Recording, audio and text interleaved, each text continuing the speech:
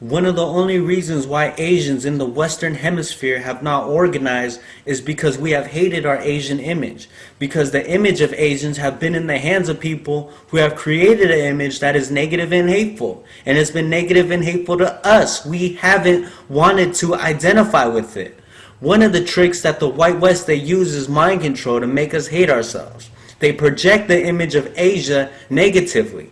They project the image of Asians negatively. It's projected always in a negative picture, in a negative light.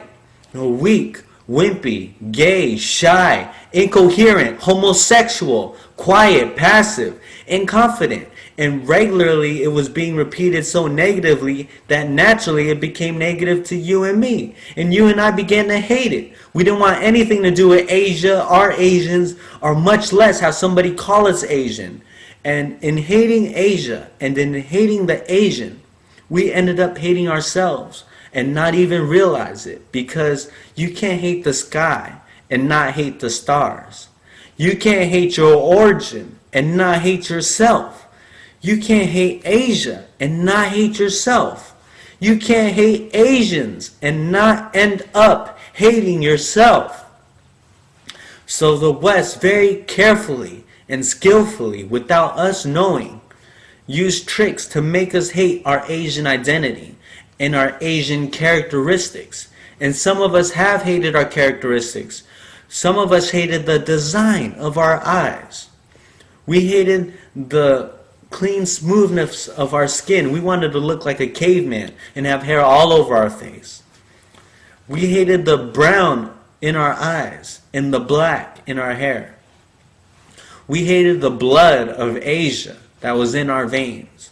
And in hating our eyes and our features and our blood, we had to end up hating ourselves. And we hated ourselves.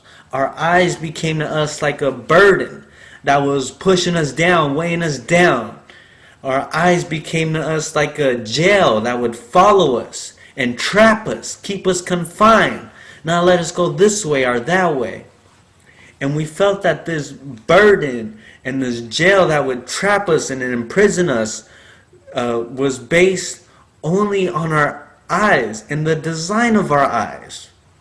And the psychological reaction of that would have to be that as long as we felt overburdened and pushed down or imprisoned by our eyes and our features and our blood, then our eyes and our blood and our features automatically had to become hateful to us. And it became hateful to us. It would make us feel inferior. It would make us feel inadequate. It would make us feel miserable and helpless. And when we fell victim to this feeling of inadequacy, our inferiority, our misery and helplessness, we turned to somebody else to show us the way.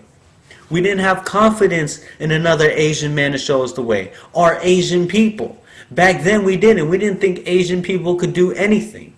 For our food, shelter, clothing, entertainment, television, and education, we turned to somebody else. We never thought in terms of bringing these things into existence for ourselves. We never thought in terms of doing things for ourselves because we felt miserable and helpless.